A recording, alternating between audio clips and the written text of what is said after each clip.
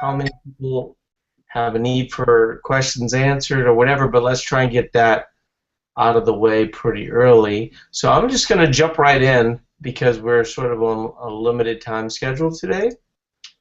Ronald's saying, I just started ETP yesterday, and today I was short 250 carbs. One of the things that you're probably not aware of, Ronald, I don't know if anybody has talked to you about this in the forums, but in general, what you want to do is be, not super diligent about it on day one. Saying, how should I handle days like this? I wouldn't sweat it, but the one thing that I often say is that with carbohydrate and protein, if you're not prepared, you're going to fall short. And so, in general, most days, I mean, like for instance, today was a rest day. I sort of knew how I was going to eat coming into this. Tomorrow is a workout day, so I sort of know how I'm going to eat going into that day. And so if you do it that way and you start thinking ahead, like one of the things that I would do is probably have some carbohydrate. As an example, one of the things that I would do is I would have something like sorbet before bed. That would be, not going to get you all 250, but it'll get you a certain amount, and probably help you sleep better as well. So that would be a plus. Let's see. Sorry, I mistyped 250 calories. Sorry. Well, 250 calories definitely is no big deal. I thought you were saying 250 carbs. That would be a much bigger deal. 250 calories, like that's nothing I would worry about. Any thoughts on that, April? No, I agree. 250 calories is, if he actually hit his goal shy of 250 calories, that's pretty darn good for his first day. So Yeah. Yeah, it's kind of interesting, Ron. When we first started off, we would talk to people and we would say, like, once you log your food, just eat normal and log your normal food. And what would happen is people would immediately start changing their behavior. And so just that sense of, being more aware really makes a big difference for people. So yeah, I wouldn't sweat the 250 for sure. Brandy's asking, in the plan it says you should start out with maintenance, but if I'm doing the challenge, I feel like it would be more beneficial to switch immediately to a fat loss plan. Thoughts? Well, my thoughts are, were you already on a fat loss plan? If you were on a fat loss plan, jumping into something that is even more restrictive is going to be kind of a negative, and ultimately what ends up happening is you start to dig into your muscle a little bit. What were your calories like before? Were you overeating? I mean, you wouldn't be the first person to come in to Eat Perform and actually needed to lose some fat and was possibly overeating, or were you eating like low carbohydrate, low calorie, that type of thing?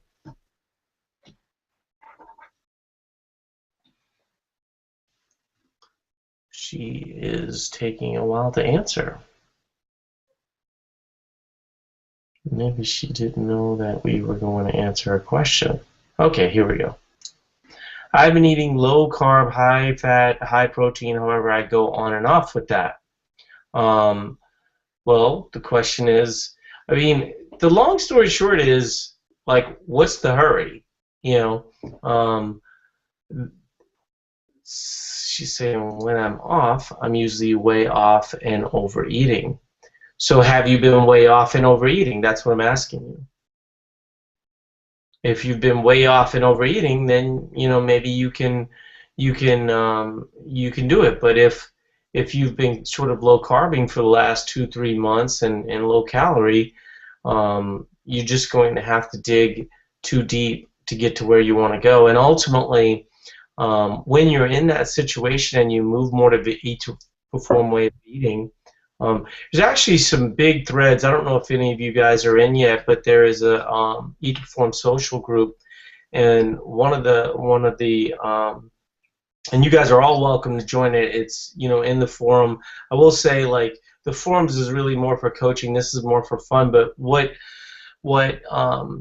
has been a big topic of discussion today was the fact that a lot of people lose weight when their calories go up. And so if I were you, you've already tried the low carb, low calorie model, right? And you're here, so that tells me that wasn't successful. So it would seem to me like you would want to try the other way, which also represents fat loss. So just because you know um, you're not super restricting your calories doesn't necessarily mean that you won't be getting any type of fat loss. There's a lot of things that happen. You'll upregulate your metabolism, certainly. One of the articles that I'm thinking about writing right now, it's actually just one concept, but um, one of the things that a lot of people don't realize is that when you lose weight, um, and you're, maybe even like, some tissue, goes away and things of this nature. But in general, um, you've been kind of pretty aggressive, right? Well, the act of bringing food back in a moderated way will lean you out. I mean, think about all the things that um, the good majority of people add back into their diets once they, want to be done dieting. And usually it's not the kind of things that I would add into my diet once I'm done cutting. Like I would add, strategically a little bit more Vitargo, a little bit more white rice, um, definitely more fats, fats from things like ribeyes, ground beef, things of that nature. Usually when I'm cutting, my fats are going to be pretty low. And so it's not like, off the chain, like crazy, crazy stuff. But because I'm eating fairly strategically, um, you'll start to lean out from that perspective. And we see a lot of people that can stay, pretty close to where their weight is. So let's say that you're 130 pounds or 140 pounds or something of that nature, and you stayed there, but you started to add in more food. Ultimately, what would end up happening is you would, you might be able to gain 6 to 8 pounds of muscle. Muscle is not fat, therefore, you just, in the case of a 1.4, you basically affected yourself positively 5%. That's the thing, you eat to perform. So if you want to come in and eat to perform, and you want to still do the same old plan you've been doing, I'm just going to tell you straight up, that's not smart. You're not going to get the best benefit from that, and that's what you've been doing wrong all along. And so if you were overeating, and I get what you're saying, because what you're saying is basically pretty typical, right? You low carb, low calorie, and then all of a sudden, the wheels come off because you've been denying yourself, and so you start adding in all those foods, and then you just can't shut that door. I'm actually coming off of the fat loss challenge in January where I lost 10 pounds, and I'm still at the point where I'm strategically adding in foods.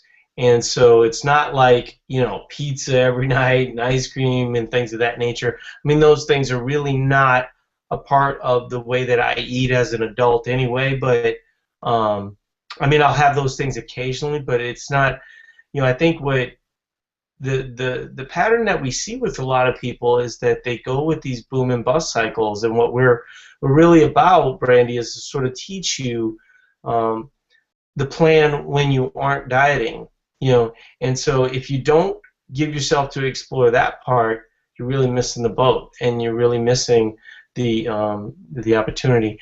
She's saying, I was just saying that I think in one of the ebooks I was reading, it talks about versions for fat loss, maintenance, and gaining. It says you should rotate between maintenance and fat loss if that is your ultimate goal. So that's what I was wondering, is if I should follow the ETP maintenance or a fat loss version. Well, it's hard to say because, I mean, do you have your macros? Have you started down the path? So you're sort of putting the cart before the horse.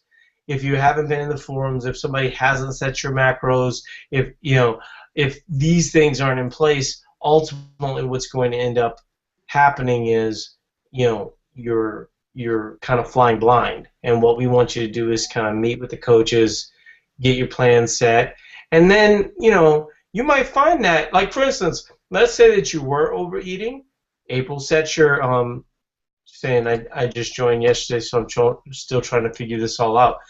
What I think will end up happening for you once you get into the forums and once you start talking to April and Jordy and Suzanne and Stacy and all these people is that if you were overeating and you come down to like a maintenance way of eating, you will ultimately lean out. And so the process sort of just happens naturally. And so I wouldn't overthink it. I would get in the forums, but in general, I wouldn't be worried about whether or not you want to be in maintenance mode, fat loss mode, all these types of things. Just get in the forums, talk with the coaches, they'll set your plan, and then maybe in a week or two we can sort of reevaluate it and have a different conversation. But don't view the fat loss challenge as a starvation challenge. You can still get fat loss without undereating. Any thoughts, April? I pretty much agree with everything you said. I think that depending upon her background, she needs to spend a little bit of time being fed before, she starts making a direct focus on fat loss. Considering that she's coming from an underfed, undercarb background, like what you were saying, just her adding in the carbohydrates and getting up to, an appropriate level for her nutrition, I think that she'll see a noticeable difference, within the first month or two, with her body composition just by doing that alone. Yeah, because a lot of times, no matter which way you were eating, if you were eating low carb and you weren't counting, or if you were kind of, maybe off the rails a little bit, that act of getting an adequate amount of protein, a specific amount of carbohydrates, and an adequate amount of fats, it will sort of, kind of complete the picture for you. So, but we do have, we have, a bunch of people in the class today, so I'm going to go ahead and try and move on so we can kind of get through everybody's question. But the one thing I would definitely suggest to you, Brandy, is make sure to get into the forums. I know a lot of people just sign up and then they come right into the webinars, which is great. I definitely would encourage everybody to do that. But what I would really like you to do is get in with the coaches, dig in, have a couple, days, weeks under your belt, and then we can start kind of dialing things from there. So Denise was saying, I'm training for Grand Canyon hike and want to know on days where I hike 4+ hours, what should I do in terms of calories? Eat a lot more. Especially when you're hiking in something like mountainous terrain, things of that nature, you're probably adding in somewhere in the neighborhood of 1,000, 1,500, 2,000 calories, depending on how many miles you end up getting for that day. And so, what I would make sure to do is have a good breakfast. I would definitely carry some type of carbohydrate drink with you. If you can't do that, maybe something like a banana. I would use Nun tabs as an example, so you're hydrated throughout the way. What happens with a lot of people when they just have water is the water really sort of doesn't get absorbed into the cell, and so as you're doing some pretty serious work there, you want to make sure that you're getting the best results. Any thoughts on that, April, in terms of like a 4-hour hike? Absolutely intra-workout carbs. I would actually recommend anywhere between, depending upon how strenuous the hike is, anywhere between 20 to 60 grams of carbs per hour. Generally 20, 60 grams per hour, and you generally want to start, whenever it's something that long, you'll start with kind of whole foods, kind of like bars, bananas, that type of thing in the beginning, and then you taper down, and then you add in the liquid, which of course you'll still be getting hydration, your Nun tabs or water, or sipping on some liquid, but just the straight liquid carbohydrates towards the end. Generally, if you add them in the beginning, then you'll kind of start getting sick to your stomach, if you add the liquid in the first hour. Yeah, the one thing that we've sort of introduced to people that honestly a lot of cardio folks weren't listening to for a long time is when you feed your cardio, ultimately you end up getting better at cardio, and hiking ultimately is cardio, and you end up getting more out of the experience because, as you go into the fourth hour, you're not necessarily always drawing on your reserves. You're actually relying on food. So I would definitely have a big meal, beforehand. I mean, I wouldn't say necessarily a big meal, but something that feels good for you. And then, kind of April's suggestion in the middle. And then, definitely have like something like sweet potatoes, white rice post-workout. That'll make a big difference for you. So I'm going to try and fly through these a little bit because we've got ultimately 40 people in here tonight. And so that's one of the bigger classes we've had in a while. Let's see. Anna's saying, one of the things that I struggle with the most is how to adjust my eating for times when I cannot exercise as much as usual. I might just be because of my work schedule and I'm unable to get to the box or do other things simply because I'm too tired or there just are not enough hours in the day to fit it in. Currently, I have a shoulder injury and cannot do CrossFit. Started running a little bit, but that doesn't come anywhere near expending the same amount of energy as CrossFit did. That is incorrect. Running expends more energy than CrossFit does. It just doesn't beat the shit out of you the way that CrossFit does. I'm not saying that in a negative way. Part of the reason why beating the shit out of yourself works good is because your body has to adapt to that. So that's one of the benefits of CrossFit. But just because you're running 3 to 5 miles and you're not like lying on the ground, writhing in pain, doesn't necessarily mean you didn't actually do more work, because in most cases you actually did more work. Or at least it doesn't feel like it does. The other thing that has changed is that I did CrossFit in the morning, but I run, jog in the afternoon. I apologize if you covered this topic or similar material in one of the other webinars. Had a hard time joining them because it's so late for me. I'm in the Atlantic time zone. If you covered this, please direct me to where to find the information. Thank you for your help. Okay, so here's the deal. I mean, it's pretty simple. You want to do what you can. First of all, we have a whole thread in the forums that we talk about injuries and how to work around those injuries and things of that nature. I definitely wouldn't use your injury as a way to stay away from the gym. I want you to get to the gym as much as possible. It does sound mentally like some of what I'm about to say to you may or may not make an impression on you because of what you said with running. But if, as an example, I could not get to the gym to work out in the morning, and I normally work out in the morning, and I know that I might run into some problems later on. One of the things I always like to suggest to people is on their lunch hour just to go for a walk, like for 45 minutes, because at least then hey, I got that walk in, and you go, well, Paul, walk, what's that? I mean, it's not Fran, it's not this and that. Walks are highly beneficial. The other thing that I would say is that you don't really need a lot of carbohydrate. So you can definitely lower your carbohydrates on days like that. The thing that I would suggest, though, is that you don't want to go super low. What ends up happening is a lot of people, when they hear low carbohydrate or lower carbohydrate, they think 50 grams or 30 grams or get into ketosis, and they sort of go back into that super clean eating mode and things of that nature. And that's not what I'm saying. What I would want you to do is have an adequate amount of carbohydrates. So if you normally eat, 225, you might want to move it down to 125, 150, and then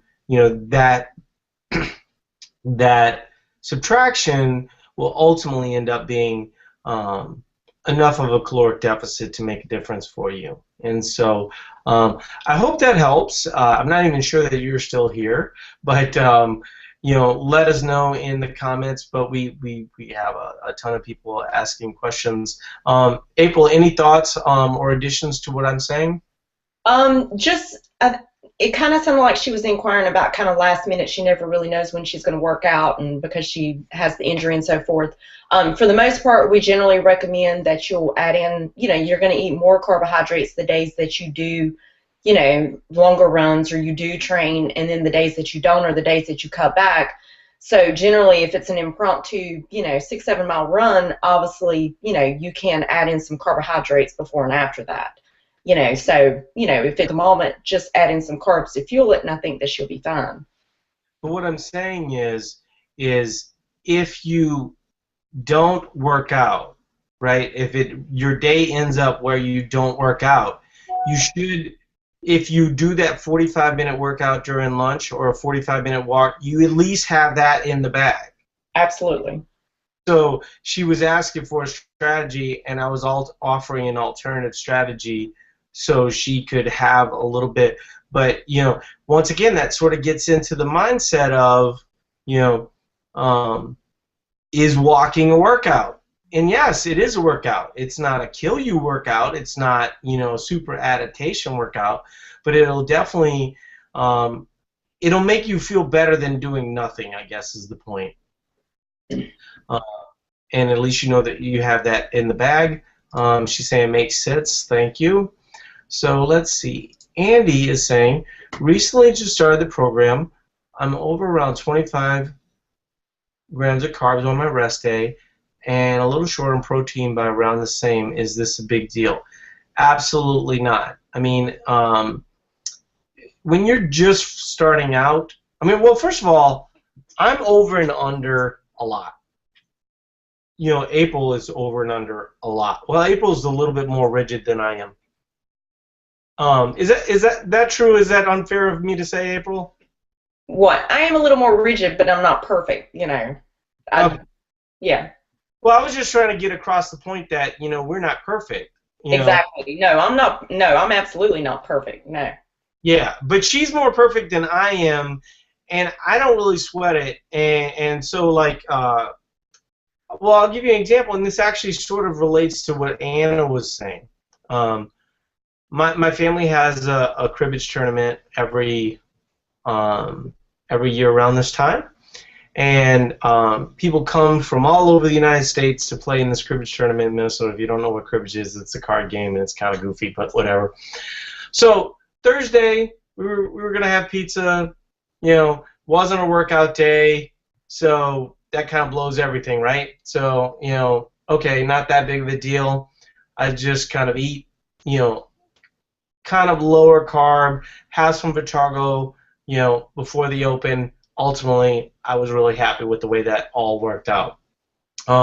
Saturday, kind of a snacky type day. Sunday was poker. So basically, Thursday, Friday, Saturday, Sunday, all kind of ended up being this amalgamation of not being able to be super diligent the way that you eat. And as somebody who just cut down 10 pounds, that's obviously, something that, will kind of mess with you. Even me, even somebody who, understands us really, really well.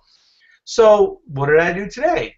I basically just got back on the plan, my weight, I think this morning was, 173.5, but I always, the one thing I would encourage all of you to do, if you ever go through one of these cycles, is, and you either will be doing one right now or you will be doing one soon, is you're going to allow yourself a little bit of leeway. And so, weekends like this weekend, they're just going to happen. I don't feel guilt about it. In fact, I enjoyed it quite a bit, right? I've been dieting for the last 2 months. And so it was nice to be able to enjoy myself with food for a little bit. Probably not the way that I would like to enjoy myself. Usually, usually if I eat out of the box, I kind of want it to be a bit of a home run. So if I'm eating pizza, I want it to be like a really good pizza, or if I'm eating snacks, I want them to be snacks that I like, not necessarily just something that somebody brought. But you can't always control that type of stuff. Well, today, I just ended up going mostly fats. I did end up having oatmeal this morning with protein in it. I kind of like to do that because I'm able to get 50 grams of protein there. Around, let's say, 2 o'clock, I ended up having a ribeye, a salad. I think I've had a protein bar, and then I'll have a little something before bed. But in general, kind of a lower carb day, sort of expecting things to sort of normalize. Not overly worried about it either way. My body fat, I mean, luckily I have a body fat unit in my house that we normally put in gyms, but it just happens to be in my house right now. So I've been able to sort of keep an eye on my body fat. And, you know, it's sort of funny. I almost wish that everybody had access to stuff like this because, you know, a lot of the times when your weight is up, your body fat is actually down, you know, because the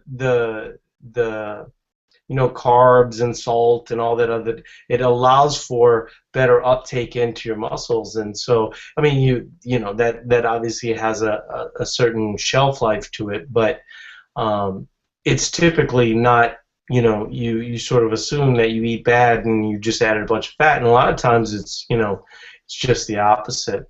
Any thoughts in general on what I'm saying? I mean, we kind of covered this thing a little bit. Yeah, I think we kind of covered it. I agree, though. No one, you know, no one's perfect. It's life. You know, we're all going to have off days, and you know, just kind of pick back up. And no one can be, you know, rigid and specific every single day. You know, that's really just not a way to live life. well, and but I think that the idea of, you know, like the mistake that people make is they want to pay this huge penance, right? And they wanna like, oh my goodness, you know, I ate poorly, you know, I gotta go to the gym and work out for 2 hours, or I've got to eat virtually nothing, you know, I'm gonna fast today or something like that. And realistically, like I said, I mean, a ribeye alone is, you know, close to 1,000 calories. And so, you know, just adjusting to more fat adapted mode where you're relying on, you know, mostly fats on a rest day. Today is a rest day because, you know, I don't work out. I normally work out in the evenings, and we do these. So he did have a follow-up later on. One of my exercise days can I do cardio in the morning, fasted, and lift in the evening after my carb-rich dinner? I would say yeah. You know, I think that what you're describing is a way to increase your work capacity. I would not view that as a way that would be great for fat loss. So if your idea is to get better at exercise, then I would say that that's a really good strategy. If your idea is fat loss, then I would probably make a different suggestion for you.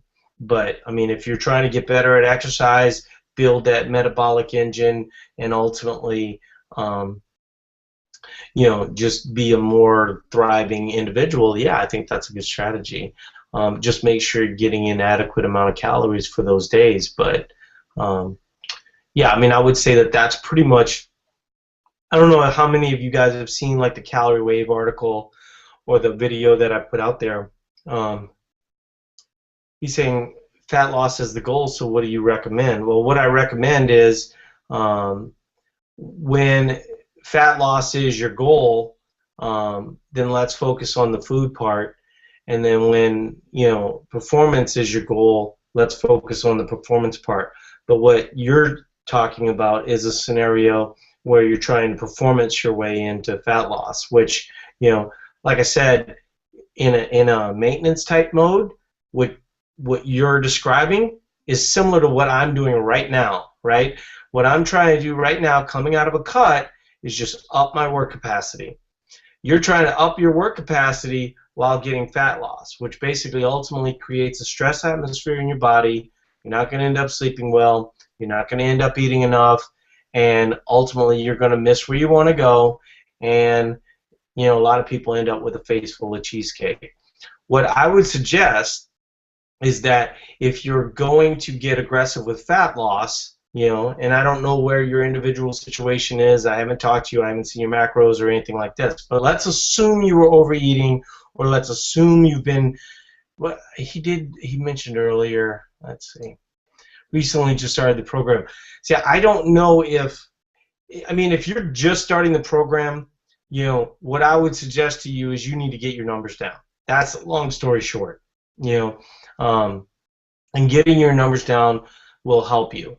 But if, you know, you've come from like a restricted background or something of this nature, and you're exercising a lot. A lot of times this is the basic formula. People have been eating low carb, low calorie. They've been working out 5, 6 days a week. They show up at our doorstep and wonder why they're not getting any results. And then we say to them, here's the goal. The goal is to eat an appropriate amount of food for what you do. So if you work out 5 to 6 days a week, you're going to need more food. They're like, okay, great, that's awesome. And I'm definitely leaning out and I feel better and I'm PRing and things like this, but I need fat loss. Okay, well then that's good. For fat loss, what we typically do is we have you sort of do the calorie wave method, which is sort of depends on the individual, but in general, the formula that we have is you would work out less, because if fat loss is your goal, working out is typically going to be detrimental to that goal, because when you work out, the goal is to get better at working out, and food is a very big important part of that. So if your goal is fat loss, we suggest you focus on fat loss for a short period of time, 8 to 10 weeks, something of that nature, and you actually get a little aggressive. Aggressive with calories, meaning calories low. You starting off Eat to Perform right now, my guess is you don't have a true understanding of where your numbers are supposed to be and things of that nature, and that's not insignificant. You have to get that part down. If you don't get that part down, ultimately you're going to end up guessing. The real deal here is, folks, we have a lot of people who've had a lot of success with Eat to Perform. If you're in the forums, you see them, you talk to them, it's self-evident. If you're not in the Science Lab social group, get in there, because there's 120 people that are talking nonstop about things that confuse you guys, and they've already had the success that you want to have, and so you want examples, right, of people that have done it and have had success. There's a bunch of people over there that have done that, and so you have to trust the process a little bit, but you can't just come in here and say, well, my goal is fat loss, my goal is fat loss. We get fat loss two ways. You get fat loss adding muscle, adding work capacity, but then we get fat loss once we have a high work capacity, high caloric numbers, and then we cut from there. Anything I missed there, April? No, I was going to say that we actually discussed this specific topic in detail, very lengthy detail last week on the webinar, and it's all recorded, but we discussed this specific thing in regards to, the answer is not adding in more activity, because, your body's going to, is going to respond, and in turn, in a lot of cases, it's not going to be a good recipe. It's going to create a very high stress atmosphere on your body, and a lot of times you're not going to make progress and start gaining weight or storing body fat, whatever. But we actually discussed this in great detail last week. My suspicion, Andy, is that you still have to kind of figure things out a little bit, but let me give you, I've said for the last 2-3 years that if you want to lose fat, cutting your workout days, from 7 days, 6 days, 5 days to something like 4 days makes a lot more sense. Okay, but what we typically have people do is we try to get them moving in the right direction, and so I'll give you an example, and it was my example. So I was 180. I moved up to the 181 class in powerlifting, so now I'm moving down. So from 180 to 175, piece of cake. Was able to stay working out the good majority of the time. Had my high calorie days, I had my middle calorie days, and then I had my low calorie days. I was working out 5 days a week. I was resting 2 days a week. Towards the end, though, things started to slow down, and I still wanted to stick to the 5 and 2 recipe because that's what I enjoy. And then at some point I went ding ding ding ding, hey, all that shit that you tell everybody to do every single week, yeah, you do it, you know. And I started practicing what I preached, and within 3 weeks, I had hit my goal. And so, um, you know, it's hard for me too because I enjoy activity, I enjoy what I do, but you can't serve two masters. That's the long story short, you know. He's saying usually do 3 days of workouts, 45-minute cardio, 45 minutes of weights. Stacy helped me with my numbers. So, I mean, 45 minutes of cardio, 45 minutes of weights, that's not insignificant. That's a good amount of work. And so, once you start to get into a good groove, you know, maybe this fat loss challenge isn't the one that you know you'll be cutting. Maybe the challenge for you is to gain muscle, which ultimately would, you know, but kind of keep your, you know, there's a lot of people that once they start to get their numbers in check, they will lose weight. Not like, you know, 10 pounds, but they might lose 3 to 5 pounds, and then they might gain 3 to 5 pounds of muscle. That's a net of 10 pounds of fat loss. So that's the one thing that I might suggest to you. But, you know, don't try and put the cart ahead of the horse, is the long story short there. Okay, so we got 22 minutes here. Let's see, Andy is saying, do fats need to be low for cutting, though, compared to carbs? That is what I suggest. I would not say that that's the only formula. Let's see, since there's the keto effect, but not cutting carbs completely. The problem with ketogenic diets in general is, you know, anybody who's ever done low carb, and I'm pretty sure everybody in here has, you end up like peeing all the time, you know, and ultimately what you're doing is just pulling all the water out of your body. The reason why you keep a moderate amount of carbohydrates, like even in a cutting mode, I keep a certain amount of carbohydrates in, and the things that I'll cut is fats. Okay, so now you go, well, gosh, Paul, you know, like, why are you against fats? I'm not against fats. I use fats strategically when I'm upping my work capacity. And so what you're referring to makes more sense, having a carbohydrate base with a higher fat once you're in more of maintenance mode. And eating mostly whole foods, having an adequate amount of fats, and a moderate amount of carbohydrates makes a lot of sense. But if you're cutting, I'm just telling you, as anybody that's doing any type of activity at all, you know, what you're going to end up doing is making your body cellularly inflexible. And what's going to end up happening is you're going to pull all the water out of your body, and then, you know, you're going to get more aggressive and more aggressive and more aggressive because you plateau really quickly when you go low carb, low calorie.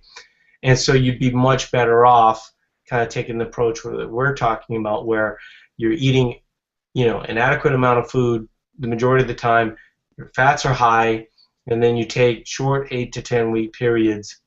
Now, if you have a lot of fat to lose, let's say you're 45% body fat as a male, then you certainly might want to continue down the path. But even in that situation, what ends up happening is, you know, people will start off, a lot of the times those people are really super aggressive, and you know, they might have been eating, you know, I actually used this example, you know, where somebody was eating 4,000 calories and then they moved down to 1,400. It's like, why that aggressive? Why not just go to 3,000?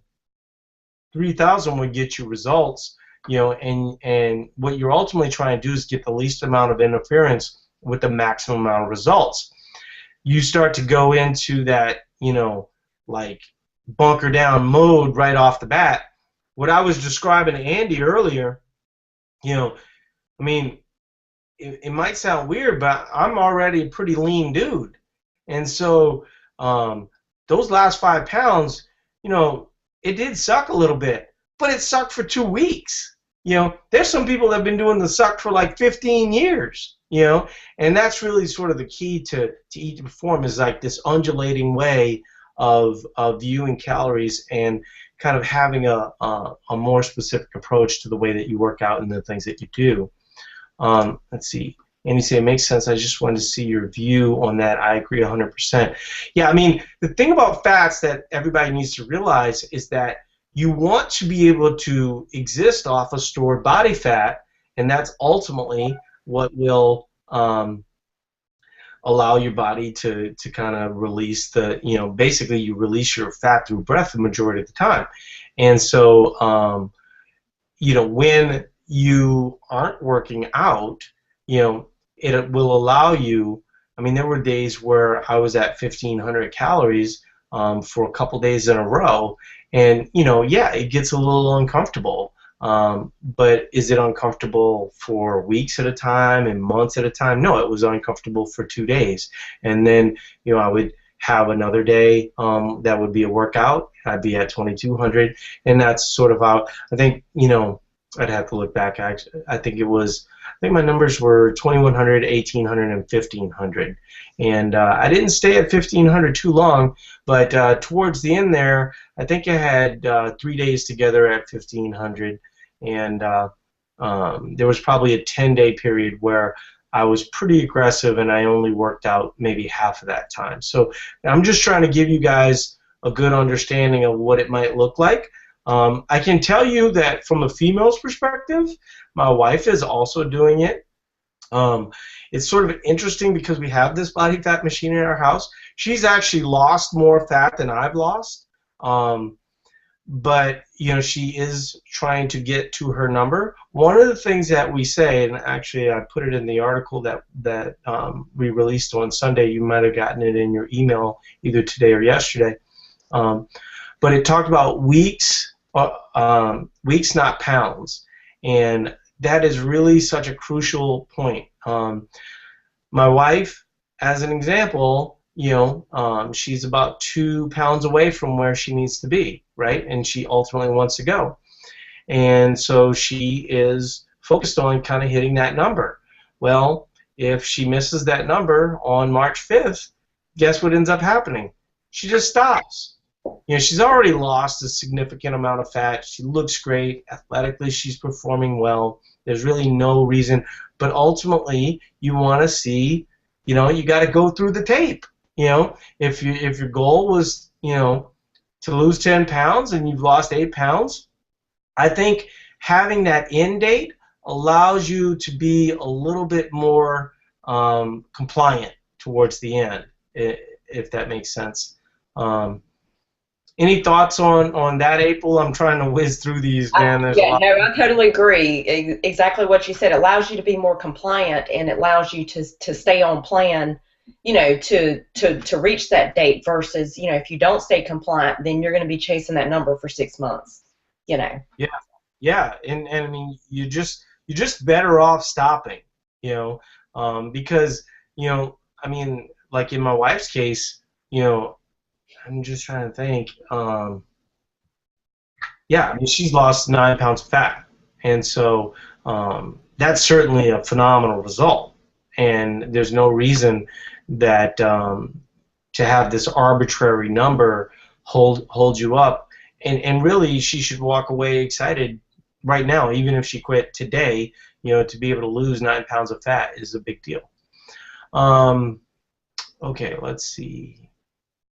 Francesca saying, I can't hear anything. Is it just me? I do believe it is just you, but I can't say for certain. Nicole's saying, why white rice over brown? The simple answer is that brown has fiber, and white rice ultimately doesn't have fiber. And so the fiber ultimately slows the uptake into the cell. And so, okay, she's saying she fixed the volume thing. And so ultimately what you're trying to do in these scenarios, and none of it's ever really 100% perfect. You're not going to turn your insulin on, turn your insulin off, but the starchier you can be without having like this slow digesting type thing is it gets to where you want it to go quicker, if that makes sense. And so the brown rice, as long as you're eating an adequate amount of vegetables, having an adequate amount of fiber in the rest of your diet, you shouldn't need to have the fiber in the brown rice. Any additional benefits that you can think of? She did actually have a few other things. She's saying also, what is the benefit to Vitargo? Kind of same thing. Same thing. It's insulin in, insulin out as quick as possible. Everybody wants to be in fat burning mode, right? Okay. White rice and Vitargo get you into fat burning mode quicker than brown rice or something with fat in it. Because fat and fiber ultimately blunt the insulin effect. And what you want is, insulin in and out, insulin do its job, get out, and be done. And I would say, judging from my experience with Vitargo, Vitargo is the absolute best at that. And, and we've never really found a great way to sell Vitargo. So the fact that I'm saying it, should make a real impression on you, because we don't really make any money off of Vitargo, but we both use it. We both love it. I mean, is there anything, April, that you've seen that kind of, uptakes better than Vitargo? No, you actually sold me on that, and it took some persuading for me to even try it, but I really should make some money from Vitargo, because I highly recommend it so much that they should pay me, because I believe in it just that much. I am a minimalist when it comes to supplements, but that is, that is the one, one of the supplements that I highly recommend. So. I mean, I would have never. I'm in the same boat. I was always thinking whole foods, white rice, potatoes, things of this nature. But once I started to use Vitargo, my workouts went next level. My just the way that I felt was better. My workouts could go longer. She's saying, what about versus other protein muscle drinks? You wouldn't necessarily compare it to like proteins or muscle drinks. What you would compare it to is something like waxy maize or white rice or potatoes or something of that nature. It's like a whole different, there's not a lot of carbohydrate. I think there's a carboline or something like that. But Vitargo is widely considered. I'm going to tell you guys the best advertisement for Vitargo ever is that when you're at the CrossFit Games, there's like an endless stream of CrossFit Games athletes that just show up at the Vitargo plane and buy their individual packets. I mean, and they just drink it right there, and it's just that good. It makes that big of a difference, and it allows you to recover that much faster. She's saying Vitargo is a pre-WOD or post-WOD. I would say if you're coming from a restricted background, low carbohydrate background, I would start off post-WOD. I mostly use it pre-WOD and intra-WOD. April, how do you use it? I only use mine intra. Okay. I usually what I typically do is I have some sort of caffeine if I can. If it's late in the day, I don't, because it'll affect my sleep. But I usually have my creatine and my HMB, which is kind of an anti-catabolic thing, and sort of, the jury's still out on that. I can afford it, so I buy it, and I have it at that time. There's some marginal effect better when you take it with carbohydrate. I wouldn't say it's necessary, but it's just something. For me, it's really the routine, and I end up taking it because I'm in that routine. So yeah, it wouldn't be comparable to something like protein. Francesca's saying, I tried it twice but didn't get that feeling. Should I give it another shot? I mean, the thing with supplements is that, here's what I would say to you, Francesca. Do you get that feeling from pancakes, right? If you don't, it's very similar to something like that. Or if you have Chipotle, with double the white rice, does it help you? It's not, most of the, see, she's saying like hit and miss. And so I would say the thing that gives me the most immediate effect is caffeine. The most long-term effect, though, is something like Vitargo or having carbohydrates pre-workout. And then the way that you notice it is not so much that you feel amazing and you can tackle the workout and things of that nature, but it's just that like your sets go longer, your wads feel stronger at the end, things of that nature. And so could be a dosing issue, you know. So I would kind of take that into account. Let's see. Mark is saying, just signed up, not read the books yet. Where do I learn about total daily energy expenditure and figuring out what to eat, etc.?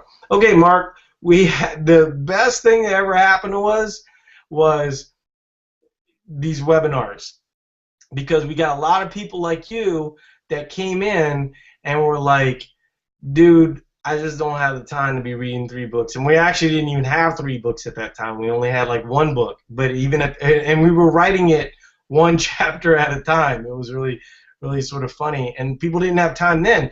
And then we were just like, let's just create an area where we'll set people up with their total daily energy expenditure.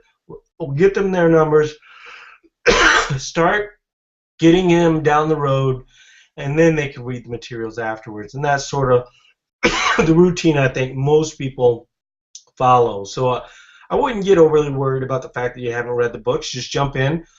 Certainly every coach is going to, that's how most people do it, Mark. Most people just go into the, excuse me, most people just go into the forums and get their numbers, and that's how things work out for them. So yeah, if you have any follow-up, you can answer, but that's probably the best place to start. Maria's saying, hi there, had a question about pre-workout nutrition. Typically work out in the afternoon at around 3 or 4. Find it difficult to digest anything before my workout and usually won't eat anything since lunch at 12:30. Do I really need to add anything in 1 to 2 hours before working out? You do not. Ultimately, it comes down to what your personal preference is. I used to be similar to your situation where, now what I would say is in that 12:30 lunch, I would definitely have some carbohydrate in that meal, and certainly carbohydrate in your dinner. You don't have to go crazy. I don't know where you're at. I don't know where your numbers are. I don't know, all these different types of things. So if you're coming from a kind of a restricted background, you would probably want to have something like 30 grams of carbohydrate in that lunch, and then gradually start to move into more. But what I think you'll see is that as you become acclimated, what's going to end up happening is you'll put more carbohydrates in that lunch, maybe even, like April was saying, have some intra-workout or pre-workout through drinking. If you don't want to drink your carbohydrates, then your scenario probably is one of the better scenarios for doing it. So, yeah, if you have any follow-ups to that, hit us up. But we still have a bunch of questions to get through here. So, Cynthia's saying, when do I update my TDE numbers? Lost 8 pounds. How do I know if it's time to lower calories? This month lost 4 to 5 pounds and gained 1.5 lean mass. Thanks, all. How long have you been doing this, and why would you need to lower calories? I don't get that.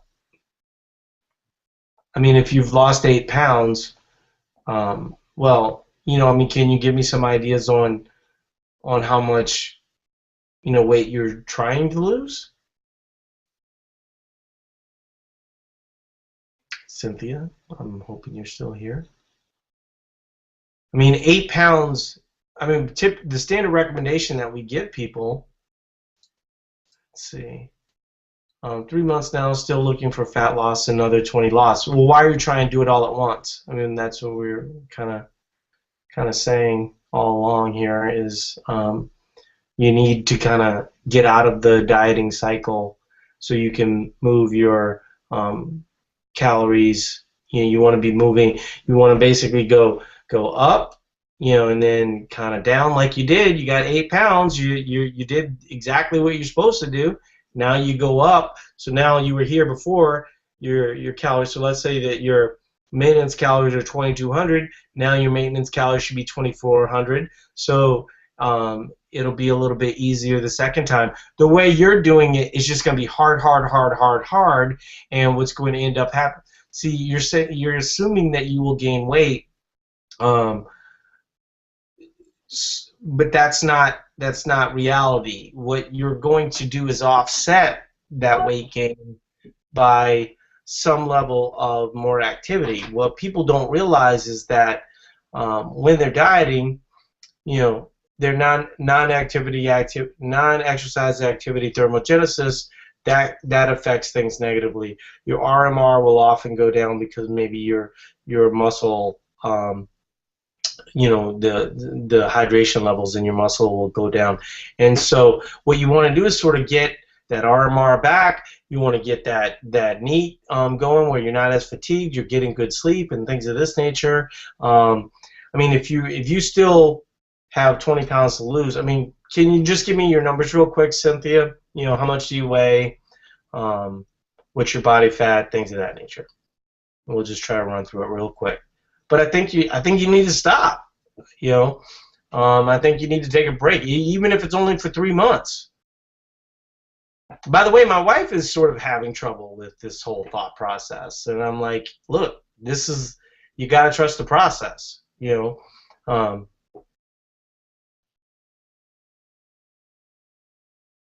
I'm assuming that she's working on giving me the information. My activity has gone on fire. Weight 150, body fat 35. Okay, so what your activity is going on fire. My wife keeps saying this too.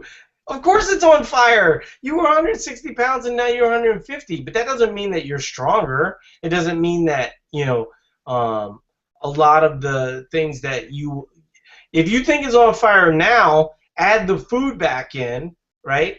And then get your work capacity up. Now, you don't have to, take off for 6 months. I mean, you still have a decent amount of fat to lose, and so there's no reason why you wouldn't hit another cycle. But you got to allow your body to reset. Otherwise, you're basically doing the same thing you've always done. The same thing everybody's always done is get more aggressive, more aggressive, more aggressive, scared to shit, scared shitless that they're going to gain weight, and that's not how it happens. What ends up happening is if you're on fire right now, just wait until you start adding some strategic foods back in slowly, right? And so even reverse dieting, let's say that you're, I don't know what your calories are right now, might as well hit me with that.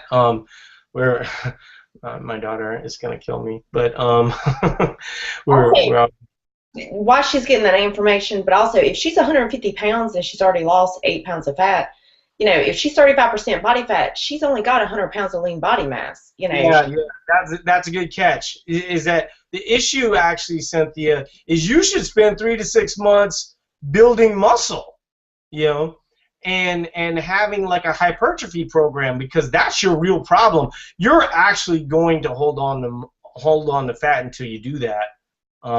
Saying you hit it right on. Okay, stay the course. Calorie now 2,000 on active days and 1,500 on rest days. Yeah. So what ends up happening is you need to move your calories up to normal calories. That you're in dieting calories right now, and so you need to get to normal calories, which is probably closer to 2,400 and then 1,900.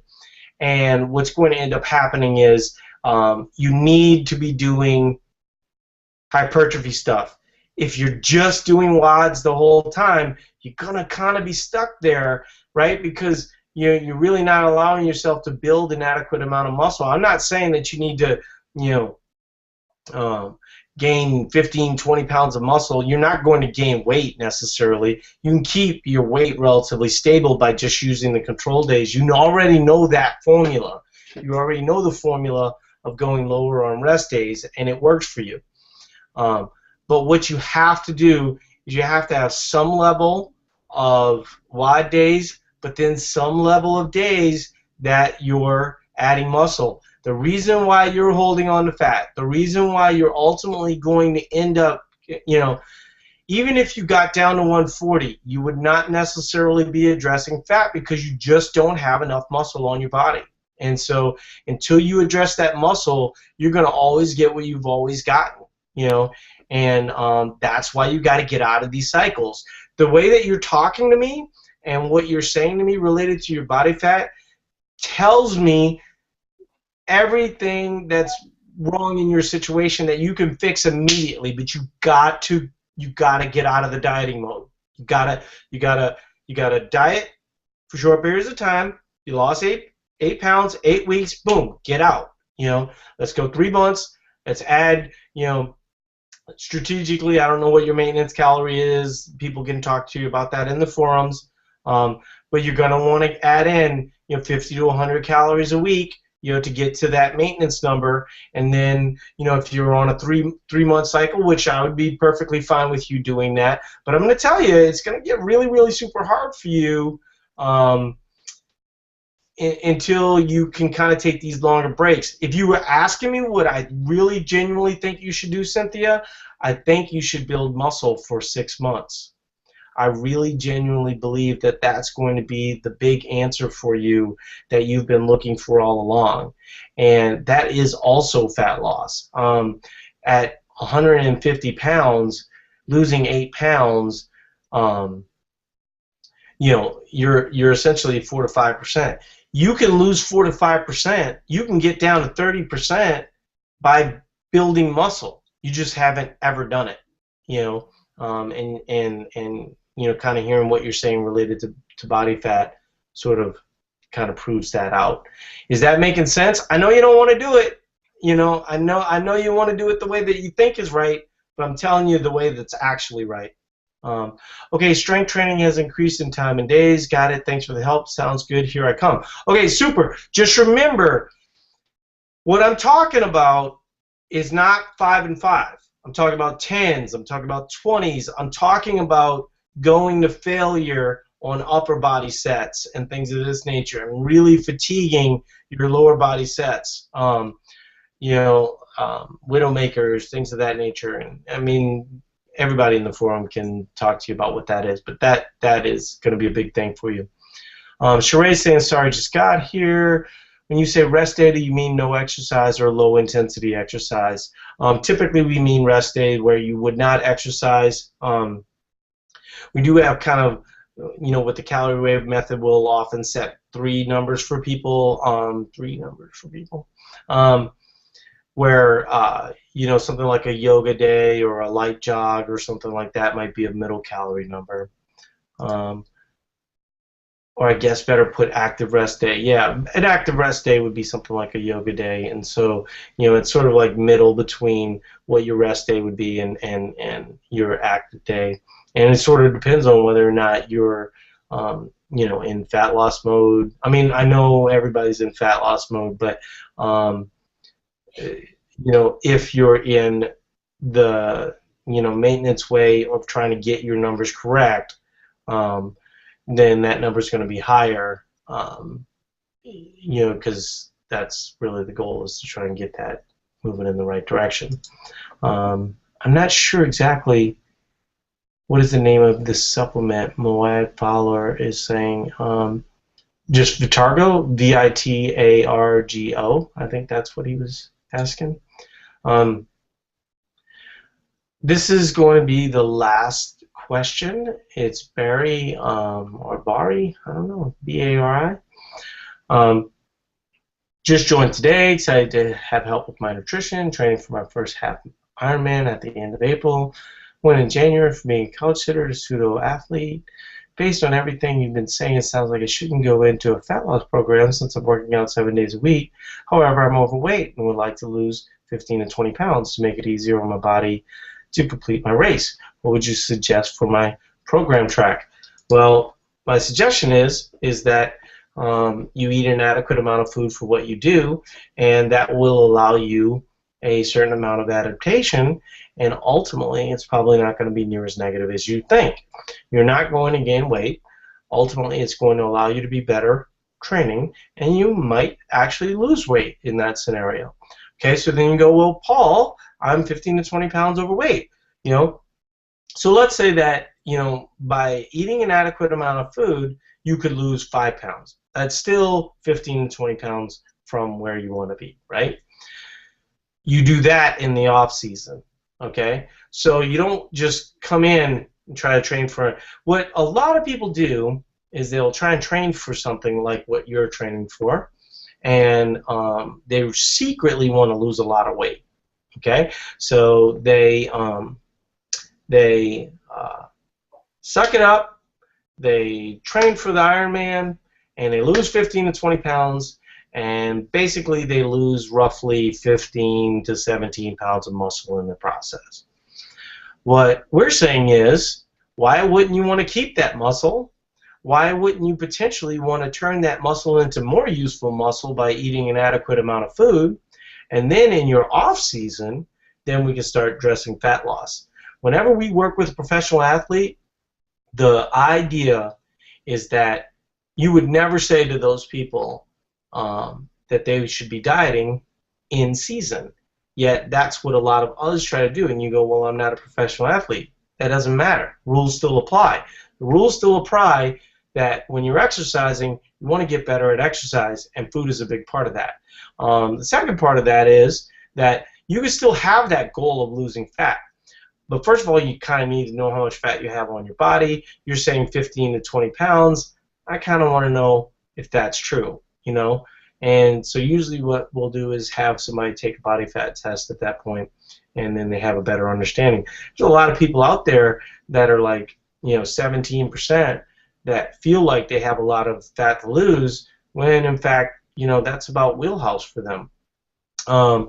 Similar to what we were talking about with Cynthia, a lot of people will have fat that they want to get rid of, but what they really have a problem with is the lack of muscle on their body, and so that might also be an issue.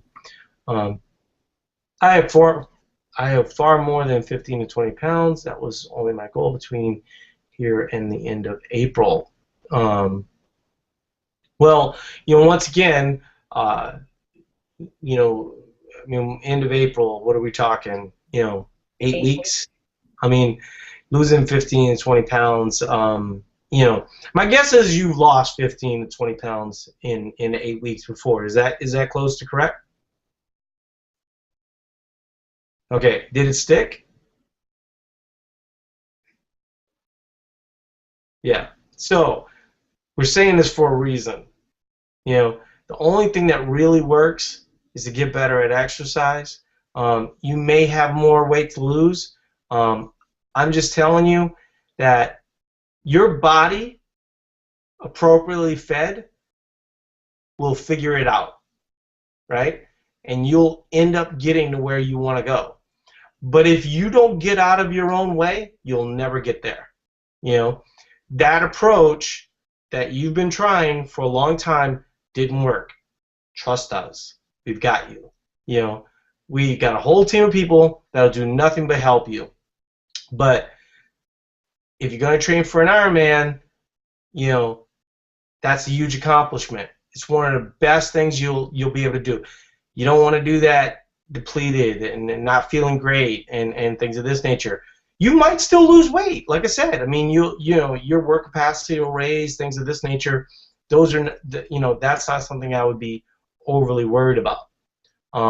But if we want to address fat loss, once again, we don't address it running 7 days a week.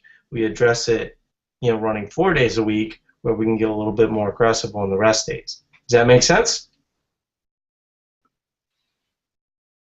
It might not be the exact plan that you wanted, but it is the exact plan you need. And so I hope that helps. As I mentioned, we're actually only 11 minutes behind, which is not that bad. And appreciate everybody being here. We actually this was one of the biggest classes we've had in a long time. So I appreciate everybody being here, and I've got to get out of here and go pick up my daughter. And it was great talking to you guys. 2 things. Let's see, she did have a follow-up. Yes, thank you. I look forward to doing some one-on-one coaching with the program to find the right nutrition plan for me. And we look forward to having you. 2 things. Get in the forums. Second thing, get into the social group. and you go, well, I don't really need to be a part of a social group and things of this nature. Here's the value of the social group.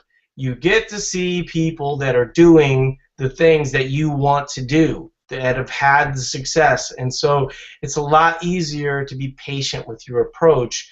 A lot of you guys are coming in here and you're talking about these major things that you want to do, and the reality is you have a lot more time than you think. So appreciate everybody being here. April, do you want to say goodbye?